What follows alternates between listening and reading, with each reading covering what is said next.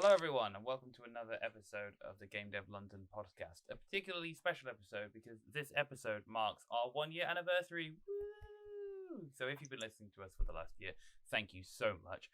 And in return, we've actually brought on two guests for the price of one, and we're going to be talking about Game Dev London, the last year, how we built a community up in a time of being digital only, and what we thought went well, what we thought went badly. First up, I'm going to introduce guest number one. Guest number one is Stuart DeVille. How are you doing, Stu?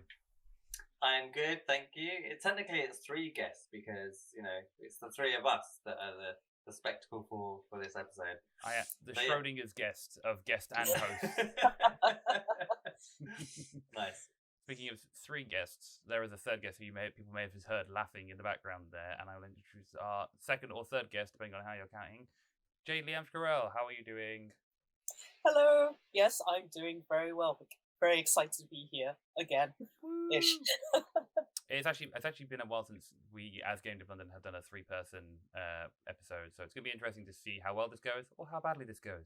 Speaking of going well and going badly, congratulations to both of you two, as well as also helping to run Game Dev London for 1 year. Round of applause.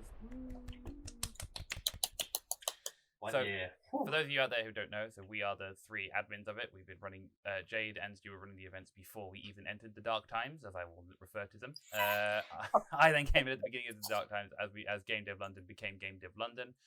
You may, if you have been around for that long, you'll have heard me and Stu talking about setting up your own indie dev studio, basically a year ago today when this episode goes live. So what we wanted to do is talk about the year that has been, and particularly talk about it in relation to, over the last 365 days, we've built up a community of practically 1,000 people across sort of our sorted social medias, our Discord, our community, and that's all been digital. It's all come digital means. So I wanted to start off by just getting your general impressions of the last year in terms of community, starting with you, Stu. It's hard. It's definitely. The thing is, it feels like it should be something that's fairly easy to do. And I've seen a lot of Discord communities. I'm in way too many Discord communities. And I think some people experience different types of growth. For example, I would say solo devs, they tend to have quite a good opening growth. And then it probably slows down a little bit because they're just in the reeds of making their game, right? I think for us, we've had a pretty steady flow, and in some cases we've had some leaks depending on the different events we've done. And I think a lot of that just comes down to how all of us, not just us three, but the entire Game Dev London team, engage within that community to make sure it is a really lovely place to be. Yeah, I think that's actually a big part of it, is that we are the three faces you see today, but the Game Dev London team is over 15 people inside, from different hosts, community managers, streamers, social media organizers, editors, and every single one of them has contributed to make this year so successful. And that's part of the thing that for me has been a really interesting side of it, is looking at how you grow a community when you are in a position where you have to rely on other people. If I was to do this, if anyone was to do it by one person or two persons' hands alone, I don't think it would get anywhere near to the level it has, because it's basically several full-time jobs dissipated between a large number of people, so no one person has been inundated. Jade, obviously you were in a position where you were running a lot of things before everything happened last year, before we went digital only. How have you found that sort of transition? Has it been very similar? Has it been easier, harder? Where have you seen it? Well, definitely it has been a challenge, just because I think no one really expected COVID to happen and lockdown to happen, or maybe for a bit, but certainly not to this extent where it's been over a year now. And definitely a challenge of it is trying to set up all these systems. So before Game Dev London was Game Dev London, I was just running Game Dev Lunch really by myself. So that was quite easy to set up, where I'll just send an email off to the library. They'll reply and say, yep, your tables are booked. And then I'll just turn up and make sure the area is all clean afterwards, and that's it. But moving it onto a digital space, where I'm just okay, it's only a temporary thing. And then, oh wait, no, it isn't a temporary thing. So obviously we get Stu here and Adam, and then the whole GDL team, really. It's what we're trying to do is foster and maintain the community, but also making sure that it all works for all of us, because we don't really know how long it's going to last. And now we are in the phase of like, it's just going to last for a long time now. So we might as well try and maintain and foster everything that we've done so far to the best of our abilities and beyond. So yeah, fingers crossed that this will continue after lockdown finishes.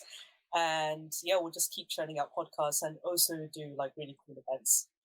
Absolutely, and I think that's one of the keys here is that before the episode began, we discussed the fact that obviously before COVID happened, we were running physical events. After it, the lockdown period ends, we'll be running physical events. So really, for us, this is a step out from where we'd normally be.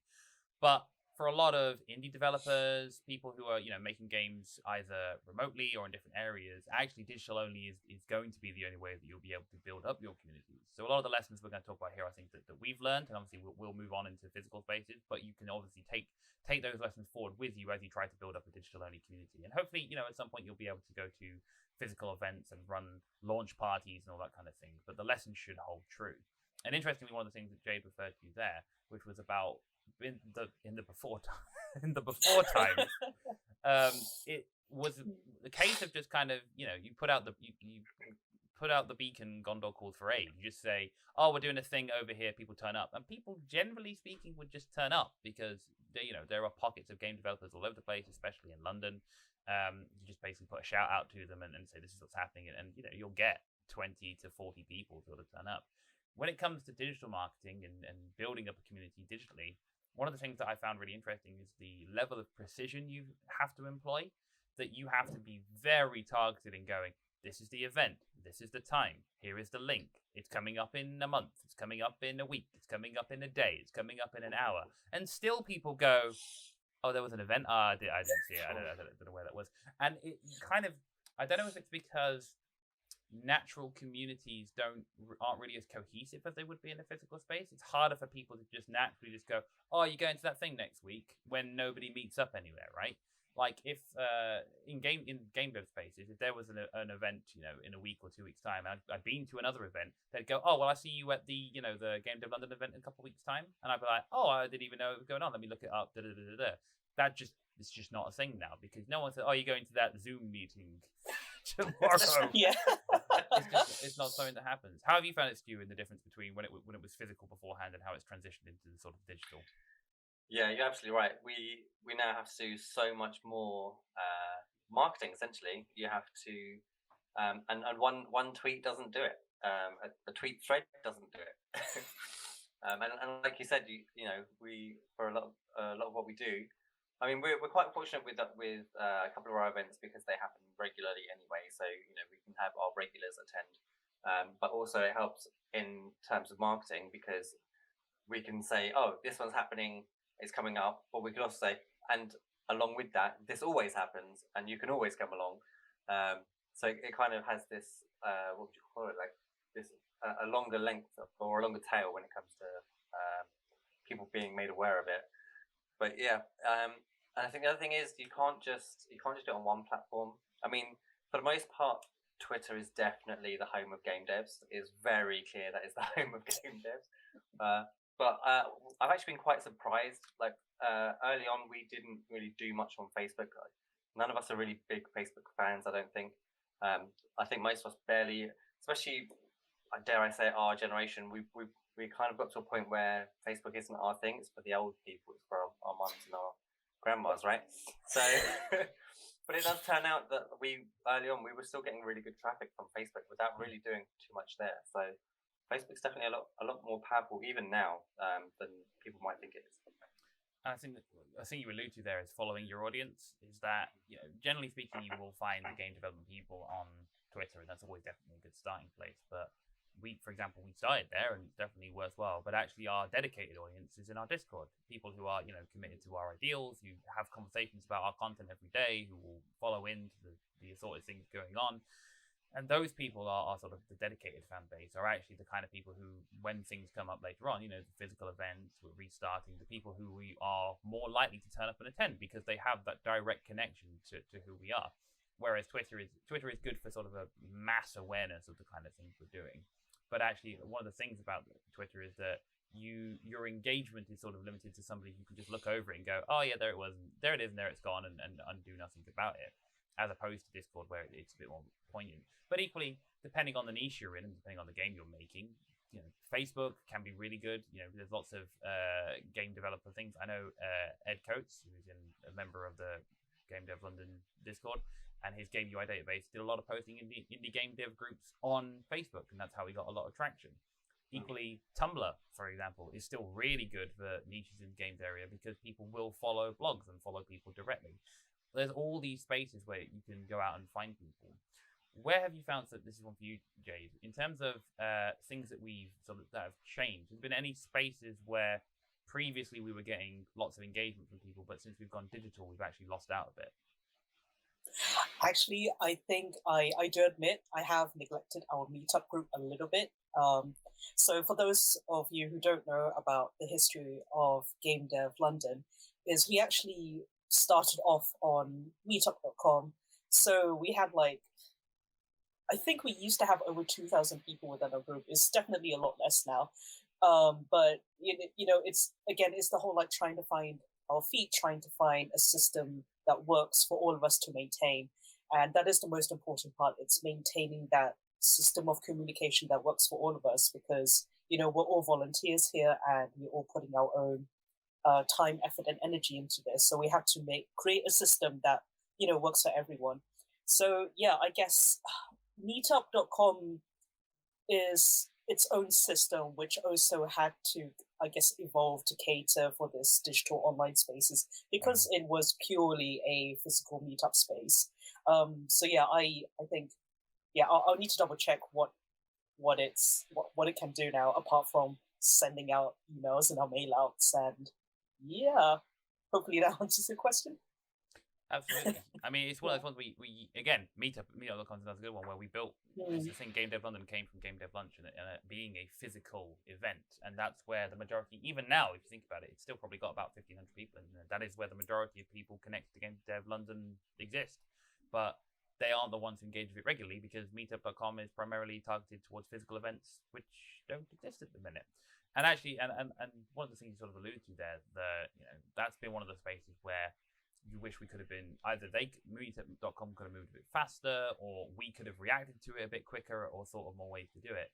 And certainly, I think one of the interesting things from the last year has been the places where we feel like we have not gone as far as we could have done, or we could have done better, or things that just generally haven't quite worked for us.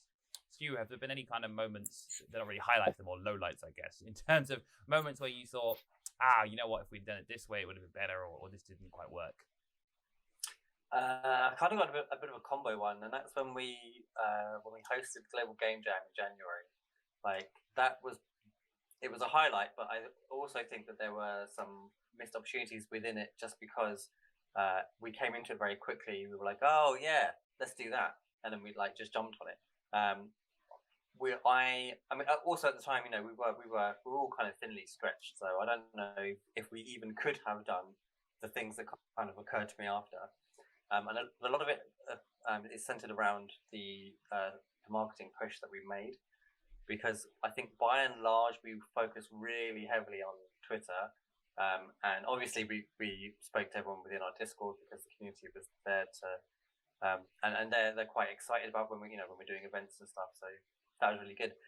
But I think that when it was solely me in charge of doing a lot of the socials, scheduling posts and stuff, I wasn't pushing very hard on LinkedIn, which I have now become I now respect LinkedIn so much as a platform.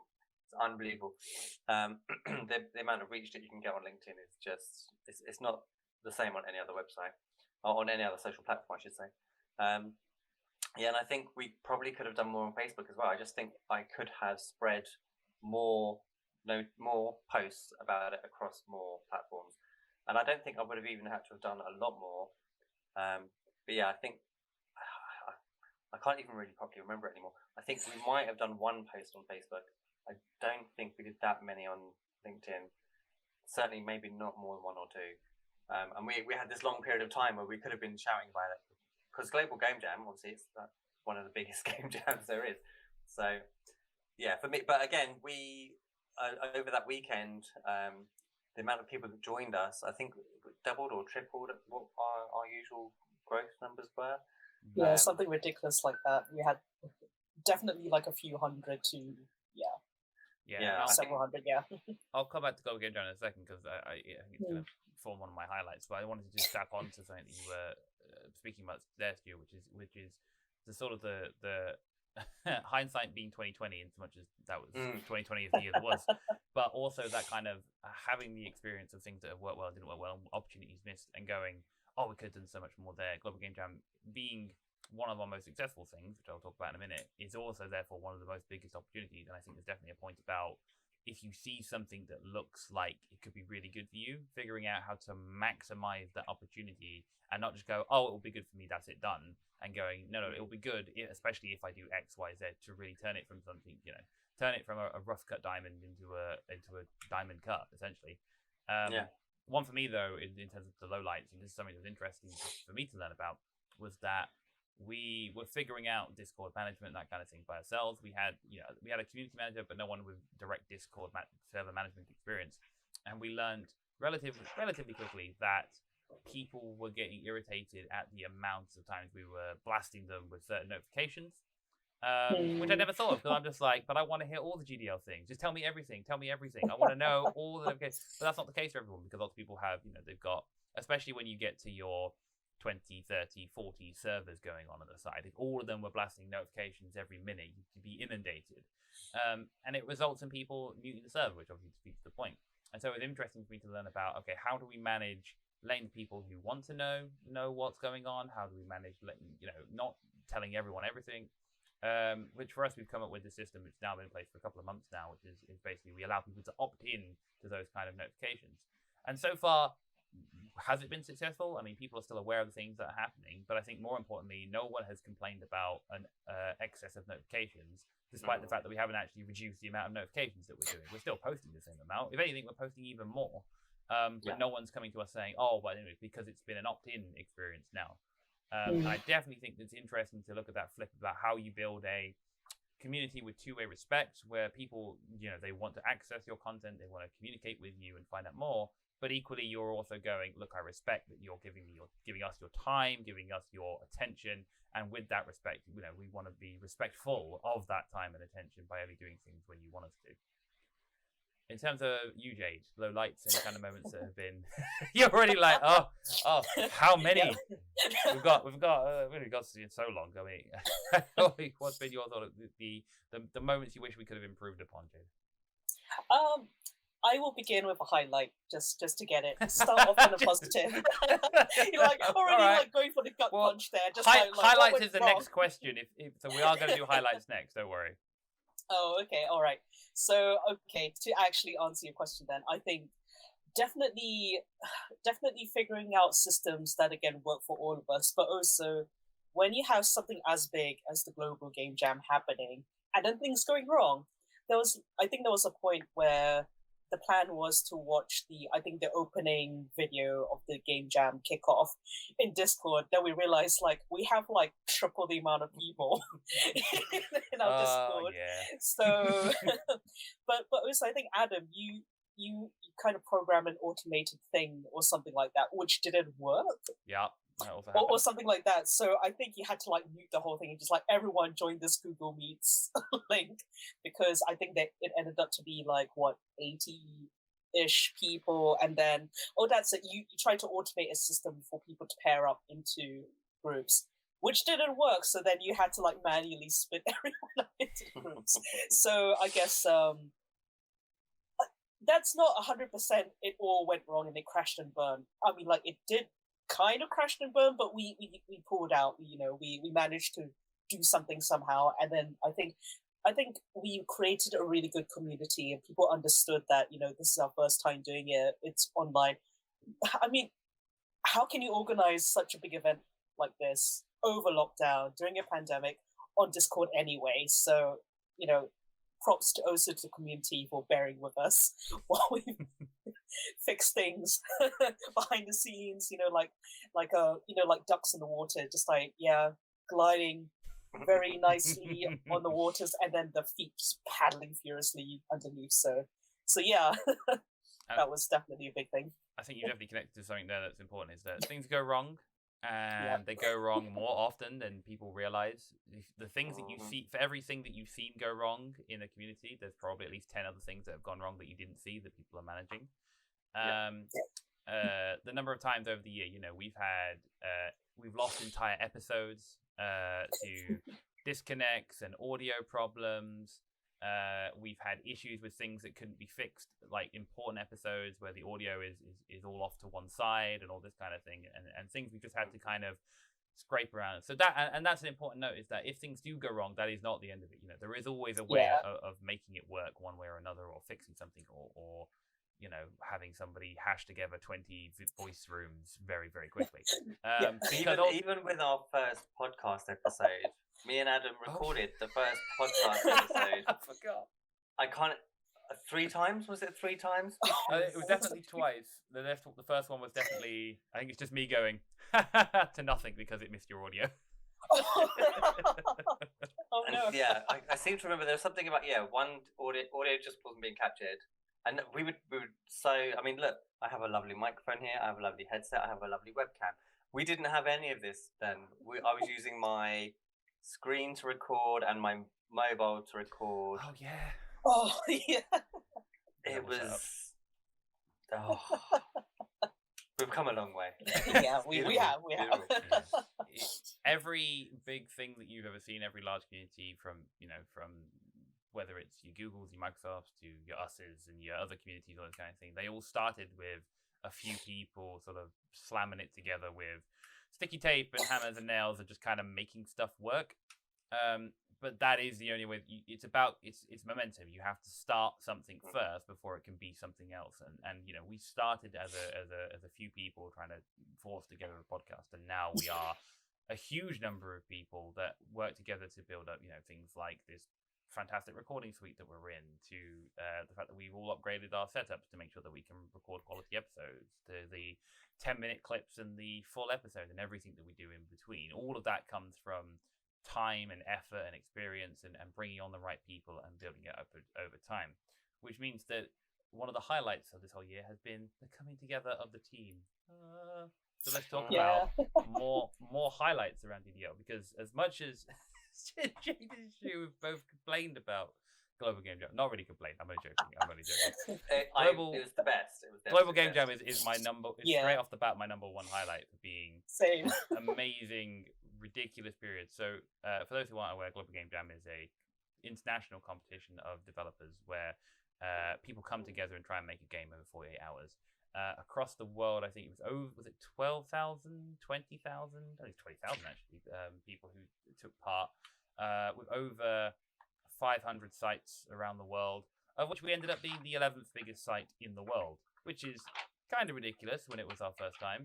We had over 250 people taking part, which led to over, I think it was like 30 submissions to our jam on itch and all this kind of thing. And it was this really hectic weekend, but it brought so many people together, working together, making games, and the feedback we got was fantastic.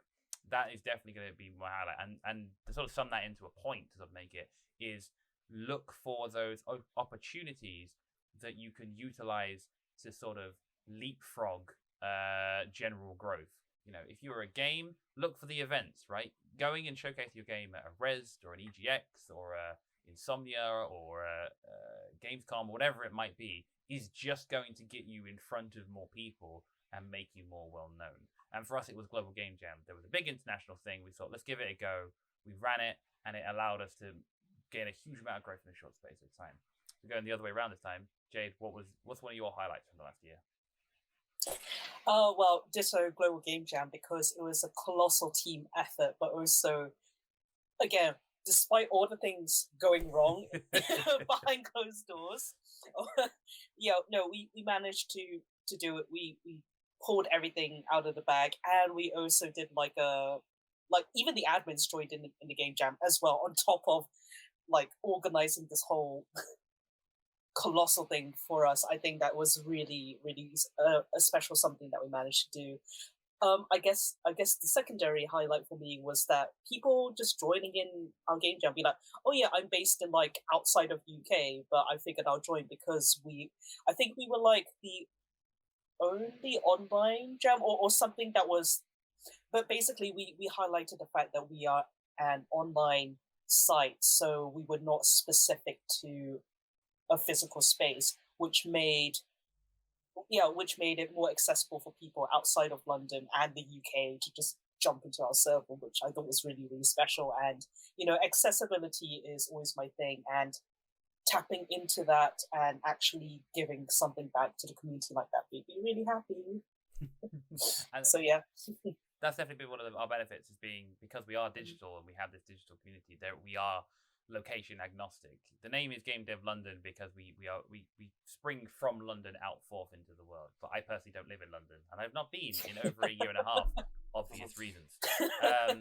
But the fact that we're able to go out to the world and say, look, if it doesn't matter if you live in the UK or if you live in Europe or you Argentina or Australia, wherever you live, you can be a part of this community too. You can be a developer. You can make games with us, and that is what happened with Global Game Jam. And that is true for you as well. If you are, don't limit, I'm going to only pitch my game to my local village. No, pitch your game to everyone. Pitch it. Go out there to, Twitter, Facebook. All these places are global platforms. You are talking to everyone.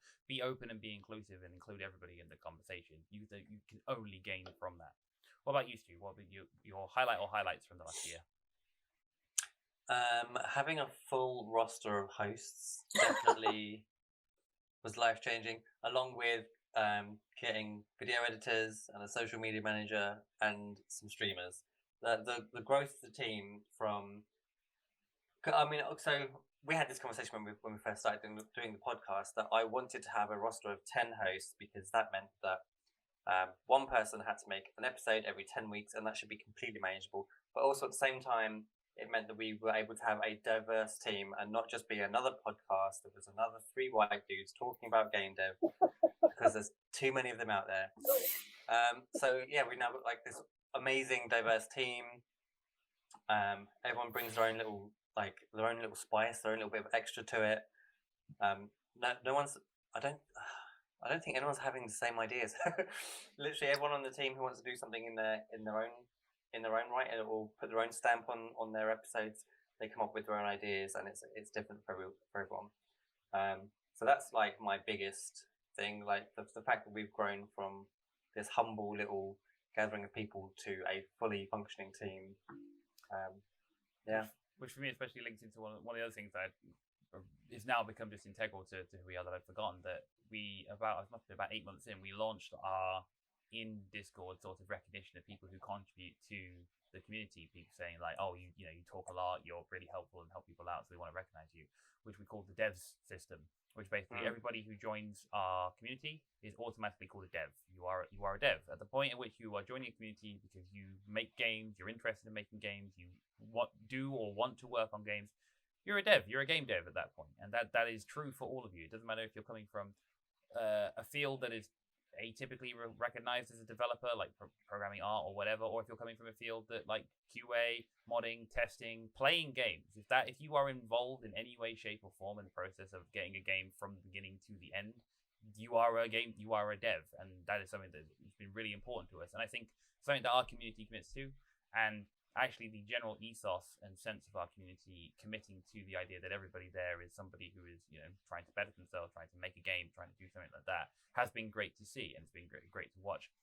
And sort of building on your point there, Stu, especially when we're talking about general communities, having those people around you that you can trust to work with, whether it's people that are making the game with you, people that are from your community that you've elevated because you have faith in their commitment to the ideas that you're putting forward. It is almost impossible to run these kind of large communities by yourself, unless it is your full-time job and you are a community manager, and then maybe. But even then, you want to have people that you can go to and share ideas with, that you can talk to, that you can sanity check things and just say, oh, does this make sense? Am I going the right way about this? And sometimes those people will tell you no, and sometimes those people will be upset with the situation, or sometimes those people will be like, actually, you know what, I've got a better idea. And all of that is vitally important because it ultimately means that you've got the best community or the best system, the best way of doing it. So 1 year of Game Dev London. Obviously, we've got many years ahead of us. But speaking specifically about the next sort of 12 months, let's talk about things that we're looking forward to coming up. We'll start the other way around. Stu, what are you looking forward to, either most or just in general, over the next sort of 12 months? Physical events. Cool. Moving on. So, getting outside. Getting outside. I really miss, like, when we were just Game Dev. I say just Game Dev Lunch. It was never just. But when we were Game Dev Lunch, I religiously every month went to meet other game devs, talk about. I didn't even particularly care about just showing off what I was doing for the most part. Just being able to talk to other people would be like, the struggle is real. The struggle is real. Okay. Yeah. Cool. Just miss that, man. Just miss that. Yeah, you used our monthly lunches like literally as a team meeting. Yeah, like I turned up with my entire team. Yeah, Like, had your little office already pre-set up before the event Yeah. was about to kick off. So that was really great. Yeah. I guess for me is like, yeah, same. You know what, I'm really looking forward to our Game Dev Lunch picnics again, because we've only had like maybe 3 or 4, but they've always been like the best. And yeah, I can't wait to get back into that once obviously when everything is a lot more safer. But yeah, our picnics have always been the yearly thing that I've religiously planned and looked forward to. So yeah, I'm looking forward to that. Excellent. No, I mean, all the physical events are definitely going to be one of our major highlights. I think for me particularly, the what were the game jams of the previous year and sort of us finding our feet, and then obviously Global Game Jam being very successful. We still have, we will have, as far as we know, 3 game jams again this year. 1 in the summer, 1 in the winter, and then Global Game Jam again. And I'm looking forward to building on the experience that we took from last year and creating even better events.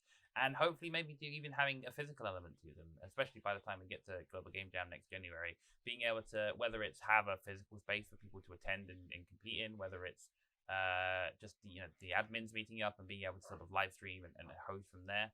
And in general, to be fair, building on top of that, just having a physical space that is the GDL space, for things like live streams, for live podcasts. You'll have seen, if you've been with us for the last year, that we've had a few episodes here and there from live locations. And those are going to be more and more frequent as we get to meet up and have those sort of dynamic chats and build things. For a fun fact here, so obviously, you've been listening to Game Dev London for the last year, me and Stu have not physically met yet.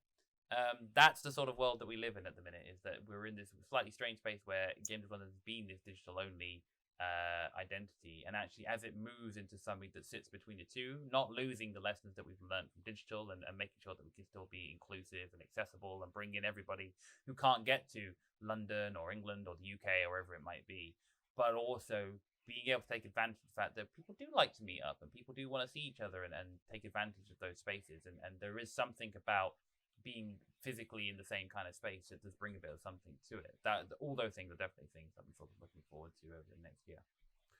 But definitely, the only other thing that we do is we also play games, which we make games. So it's a quick final check. What have you got?